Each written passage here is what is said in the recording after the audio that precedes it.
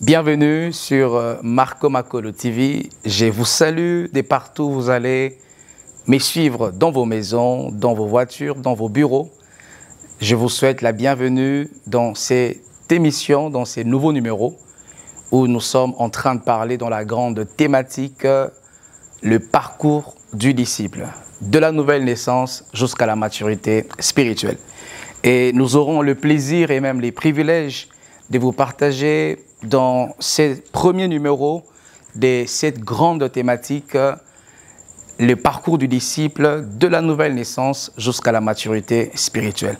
Alors, je voudrais ici vous proposer cette question importante qui nous a été posée, que j'estime qui sera aussi bénéfique et même bénissant pour vous. Que faire après ma conversion? Je voudrais, en introduisant ces grands thèmes, ces merveilleux thèmes, déjà planter les décors pour vous expliquer les concepts de manière brève de cette thématique sur les parcours du disciple de la nouvelle naissance jusqu'à la maturité spirituelle. Et bien, comme vous l'avez entendu, dans cette grande thématique, nous parlerons du parcours d'un chrétien, du parcours d'un disciple. Commençons par sa nouvelle naissance, jusqu'à ce qu'il va atteindre la maturité spirituelle, qui n'est rien d'autre qu'atteindre les niveaux de refléter les caractères de Jésus-Christ. Et aujourd'hui, nous entrons dans ces parcours en commençant par cette question. Après ma nouvelle naissance, qu'est-ce que je dois faire? Après ma conversion, qu'est-ce que je suis censé faire? Et j'aurai donc le plaisir, avec l'aide de Dieu, au travers de la parole de Dieu, de m'entretenir avec vous autour de ces thèmes. Et je vous dis à bientôt. Alors, comme je le disais donc tout à l'heure, nous sommes, vous et moi, embarqués dans ces longs parcours, dans ces longs voyages, où nous voulons nous poser des questions importantes, des questions utiles par rapport à notre parcours avec le Seigneur, de la nouvelle naissance jusqu'à atteindre la maturité spirituelle. Alors aujourd'hui, nous allons spécifiquement nous attarder sur cette question, que faire après ma conversion?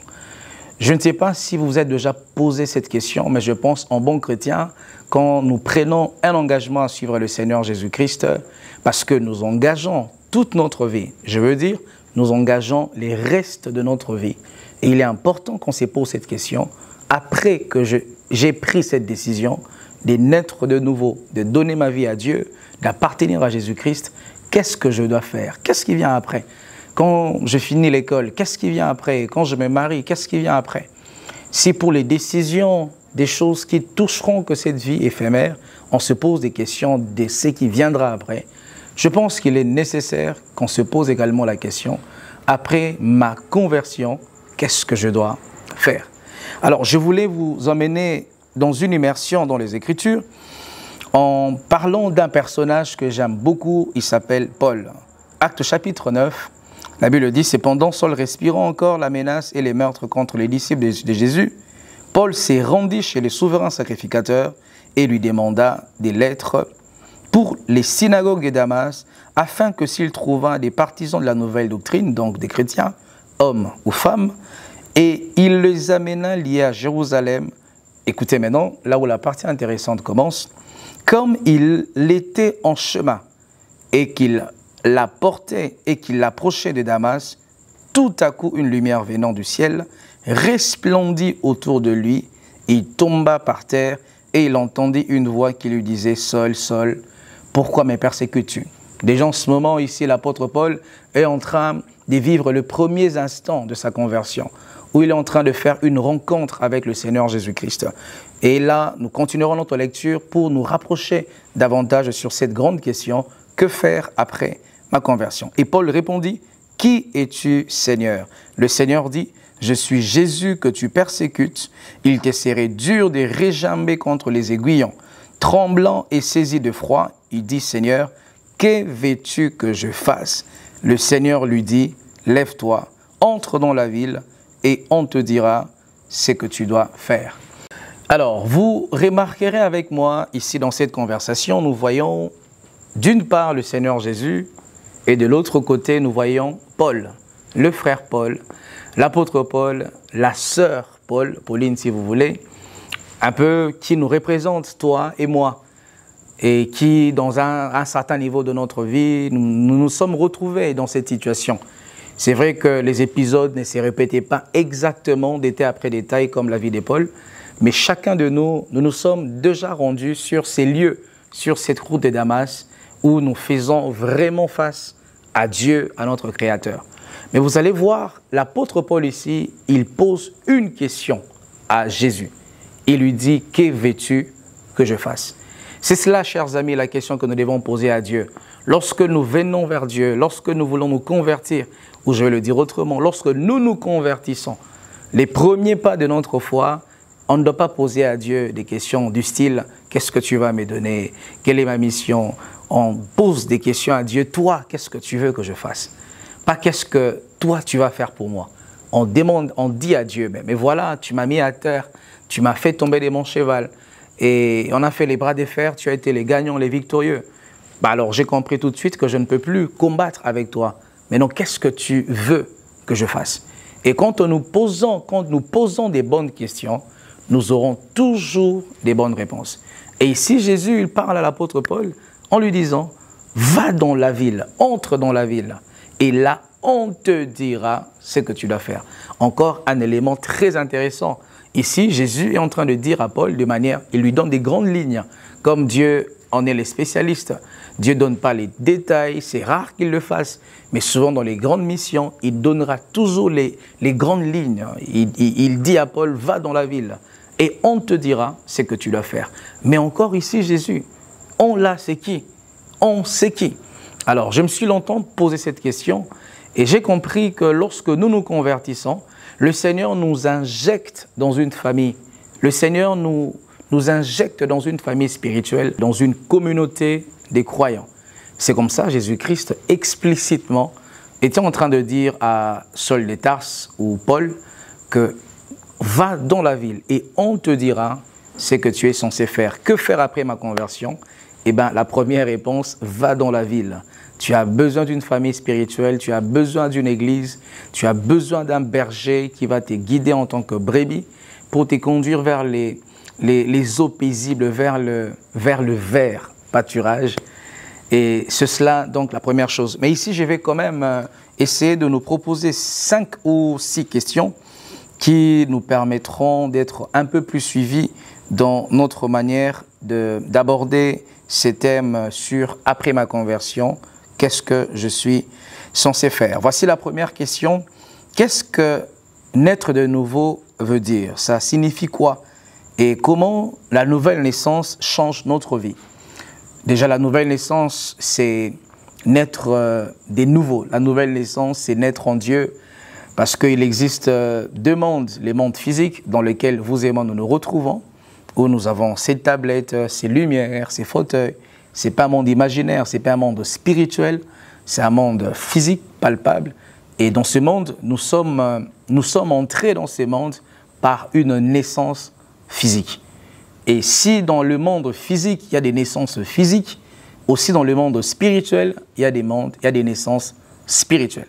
Alors, la nouvelle naissance, de manière simple, c'est naître spirituellement, c'est naître en Dieu, ou de manière basique et simple, la nouvelle naissance, c'est donner sa vie à Dieu, c'est se convertir à Jésus-Christ, c'est donner les centres de commandement de ta vie entre les mains de Dieu, où tu vas te dire, je ne veux plus diriger ma vie, je suis fatigué d'être les maîtres à bord de ma vie, je vais donner les gouvernails de mon bateau à Jésus-Christ afin qu'il me conduise.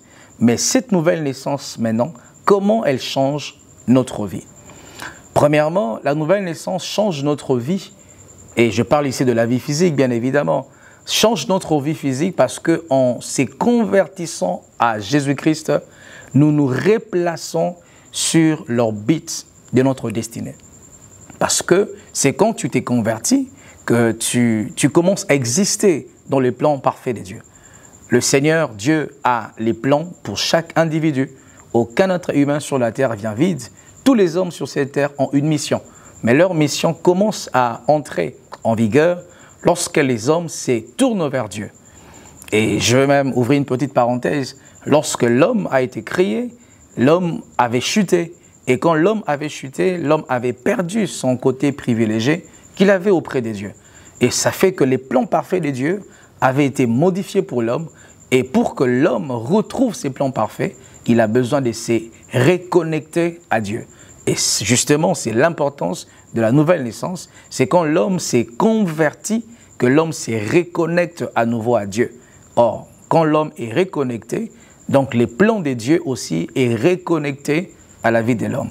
Donc le changement déjà qui vient dans la vie de l'homme, c'est cela, c'est que l'homme retrouve sa place qui a été perdue, l'homme redevient l'ami de Dieu, l'homme rentre à nouveau dans le jardin où il a été expulsé après avoir péché. Et la deuxième question à laquelle j'aimerais répondre, c'est comment peut-on développer une relation personnelle avec Dieu après sa conversion? Très belle question.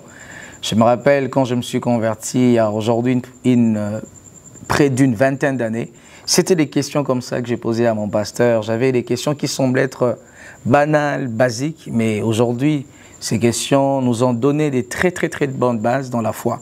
Comment peut-on développer une relation personnelle, j'ai beaucoup aimé, personnelle avec Dieu après sa conversion? Déjà, je vous informe que je suis aussi auteur.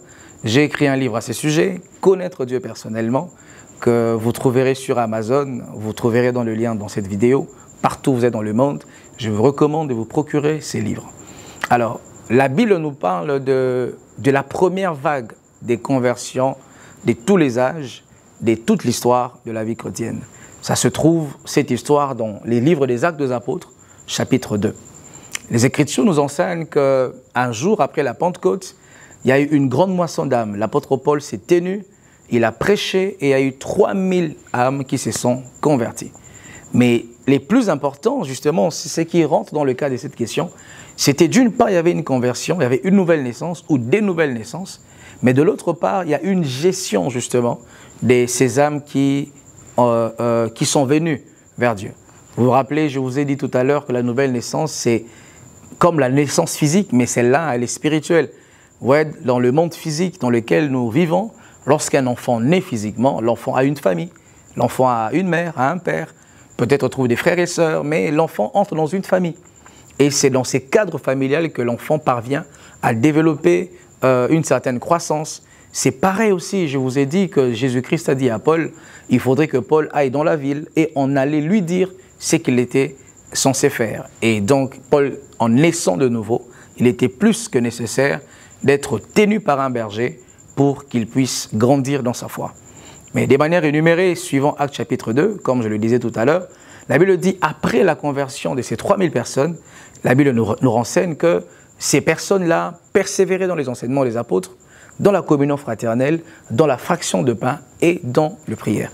C'était les 4 piliers qui ont tenu les premiers d'entre nous. Ils ont persévéré dans les enseignements des apôtres. Comment développer une relation personnelle avec Dieu? Il faut que vous soyez proche de Dieu au moyen de sa parole. Comment développer une relation proche avec Dieu? Vous devez faire de votre Bible votre ami intime. Et vous savez, c'est même pas difficile. Dieu ne vous demande pas de lire en grande quantité. Avec ma petite expérience, j'ai remarqué que Dieu exige d'abord la qualité. Et quand quelque chose est qualitative, facilement elle peut devenir quantitative. Par exemple, donnez-vous la discipline chaque matin, lisez au moins un chapitre. Et si vous avez la force, en soirée encore un chapitre. Vous allez vous rendre compte que vous allez connaître davantage la parole de Dieu. Et quand même vous lisez la parole de Dieu, ne la lisez pas comme un journal, lisez-la comme une lettre d'amour. Lisez-la comme si le Seigneur vous parlait. D'ailleurs, la parole de Dieu, c'est Dieu qui s'adresse à son peuple. Donc lisez-la en ayant une oreille attentive pour parvenir à écouter la voix de Dieu. Comment être proche de Dieu, ou au mieux, comment développer une relation personnelle avec Dieu? C'est bien de lire la parole de Dieu, mais aussi c'est bien de prier. Mettez en place un programme où vous allez prier, où vous allez parler à Dieu, comme je le dis pour la parole de Dieu. Au début de votre foi, si Dieu ne vous fait pas grâce, vous n'aurez peut-être pas prié 10 heures, 5 heures, 2 heures. Comme je le dis, pour Dieu, c'est d'abord la qualité. Et une nourriture qualitative peut être redemandée après. Et elle peut devenir donc quantitative. Lorsque vous considérez les moments de prière avec Dieu comme un moment de véritable intimité avec Dieu, vous allez puiser de la force, trouver de l'intérêt, de la joie à passer ces temps-là avec le Seigneur. Parlez à Dieu comme si vous parlez à un ami. Ouvrez-lui votre cœur. Parlez-lui comme si vous le voyez comme cela. Et les hommes disent que l'appétit vient en mangeant. Comment avoir une relation personnelle avec Dieu? Et vous devez vous rapprocher des autres enfants de Dieu qui profèrent la même foi que vous, qui ont été lavés par le même sang de Jésus-Christ que vous. C'est ce que Paul a reçu comme instruction de la part du Seigneur. Va dans la ville et on te dira ce que tu dois faire. Et Actes chapitre 2 les confirme en disant « Il persévérait dans la communion fraternelle ». La communion fraternelle, je l'ai toujours imagée de cette manière. Nous sommes chacun de nous un feu que Dieu allume, un bois que Dieu allume. Et si nous sommes séparés, nous n'avons pas un grand feu, une grande influence. Mais lorsque nous venons ensemble, nous formerons un grand feu. Et même lorsque je commencerai à m'éteindre, les feux de l'autre vont me rallumer à nouveau. C'est cela l'importance de la communion fraternelle. Où un frère peut te soutenir, ou toi tu peux soutenir un frère, ou un frère peut te répondre, ou même la qualité de vie d'un frère peut te challenger. La qualité de vie d'un frère avec le Seigneur peut faire naître en toi l'envie, les désirs d'être ami de Dieu, d'être ami et proche du Seigneur. Donc voilà ce que je peux vous recommander et même pousser les bouchons loin. Si tu veux développer une relation personnelle avec Dieu, il faut servir Dieu. Dans ton église, selon que le Saint-Esprit va te pousser, sers Dieu. Même dans ta profession, tu es médecin, sers Dieu en étant médecin. Tu es avocat, sers Dieu en étant avocat. Tu es vendeur, commerçant. Dans toute ta vie, consacre cette vie au service du Seigneur. C'est ainsi que tu seras proche des dieux. Alors, la troisième question, nous évoluons dans notre émission, dans notre thématique. Au-delà de tout ce que j'ai déjà énuméré, je voulais ici poser un point très important, ou sinon marquer un point très important. Actes chapitre 2, toujours la Bible dit, dans le verset 37, « Après avoir entendu ces discours, ils eurent les cœurs vivement touchés, profondément touchés. Les hommes qui ont été exposés à la première prédication de l'apôtre Paul, le jour de la Pentecôte, après avoir entendu la prédication de Paul, de Pierre, après avoir entendu son serment, la Bible dit, ils eurent les cœurs vivement touchés. » Mais écoutez maintenant la réaction. Lorsqu'ils ont eu le cœur vivement touché, ils dirent à Pierre et aux autres apôtres, « Hommes, frères, que ferons-nous » Écoutez la réponse de Pierre dans le verset 38 de Actes chapitre 2. Pierre leur répondit, « Répentez-vous, donc convertissez-vous, et que chacun de vous soit baptisé au nom du Seigneur Jésus-Christ. » Comment, après ta conversion, tu dois consolider ta relation avec Dieu en passant par les eaux du baptême. C'est vrai qu'aujourd'hui, je ne pourrais pas en parler, ça fera l'objet d'une nouvelle émission, mais c'est cela le modèle de la foi chrétienne. Après sa conversion, il faudrait passer par les eaux du baptême. Après sa conversion, tu veux développer une relation profonde avec Dieu, il faudrait passer par les eaux du baptême pour proclamer publiquement ta foi devant les bandes invisibles, les anges, les démons, Satan, mais aussi devant les bandes visibles, devant les hommes, pour leur dire que moi, X, j'ai cru au Fils de Dieu, je suis devenu enfant de Dieu.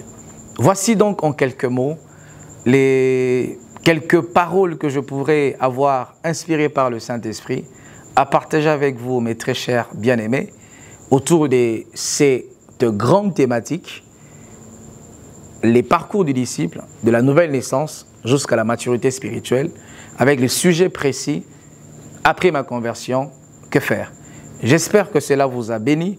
N'hésitez pas à laisser des commentaires. N'hésitez pas, vous aussi, de poser une question qui vous préoccupe. Et par la grâce de Dieu, nous serons heureux de vous répondre. Que Dieu vous bénisse abondamment.